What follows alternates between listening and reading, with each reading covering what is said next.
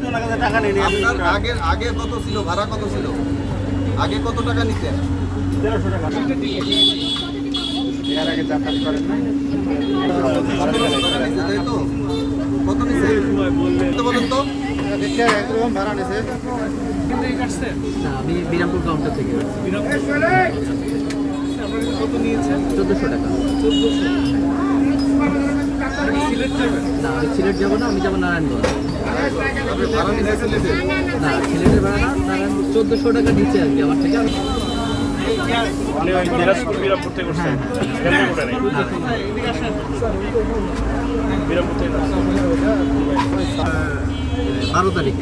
12 তারিখে তখন আসছিলাম 750 টাকা। 750। হ্যাঁ, আমাদের বিরামপুর থেকে যদি গাড়ি তাহলে 800 টাকা। ঠিক আছে, সামান্যতে নেয় 800 টাকা। আর আমি যখন আসছিলাম তখন স্বামী গাড়ি তো এইরকম একই করছিল, ওনারা 1400 টাকা নিচ্ছিল ঈদের সময় আসার সময়।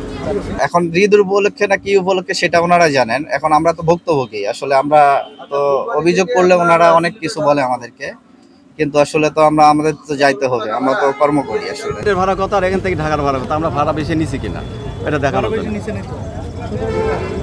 ওটা এখন অন্য কাউন্টার নিচ্ছে, আমরা তো নেই।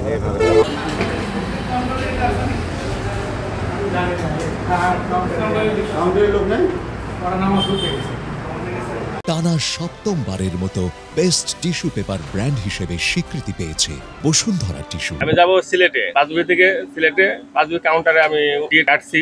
তো ঈদের আগে এটা আমি টিকিট আগে থেকে এটা বুক দিয়ে রাখছিলাম, পরে কাটছি। তো আগে ছিল 1200 টাকা, এখন তারা নিচে 1700 টাকা। তার মধ্যে আবার 1550 টাকা লিখছে টিকিটে, আর 150 টাকা হ্যাঁ লেখনি চার্জ। আগে এক প্রকার জিম্মি করে টাকা নেওয়া।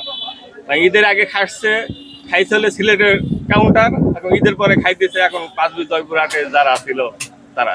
আমাদের চেয়ারম্যান স্যারের নির্দেশনা ছিল যে কোনো অবস্থাতেই যেন ভাড়া বেশি নেওয়া না হয়। তো সেই ক্ষেত্রে আমরা এই যে এই যাবৎ 10 দিন যাবৎ কন্টিনিউ মোবাইল কোর্ট করতেছি। তো এইখানে আমাদের যে কাউন্টারগুলো আছে, কাউন্টারগুলোতে তেমন ভাড়া বেশি নিচ্ছে না এবং সরকারি নির্ধারিত হারেই ভাড়া নিচ্ছে। কিন্তু যখন আমরা বাসে ঢুকতেছি, বাসে অভিযান করতেছি, তখন বাসে যা শোনা যাচ্ছে যে যাত্রীদের কাছ থেকে 200 টাকা 300 টাকা বেশি ভাড়া নেওয়া হচ্ছে।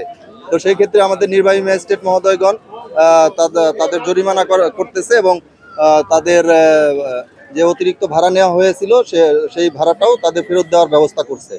মোবাইল কোর্টে আমরা যেটা দেখতে পাচ্ছি যে বিভিন্ন কাউন্টার অভিযান পরিচালনা করে দেখা যাচ্ছে যে প্রায় সকলেই ন্যায্য মূল্যে ভাড়া নিচ্ছে আর কি।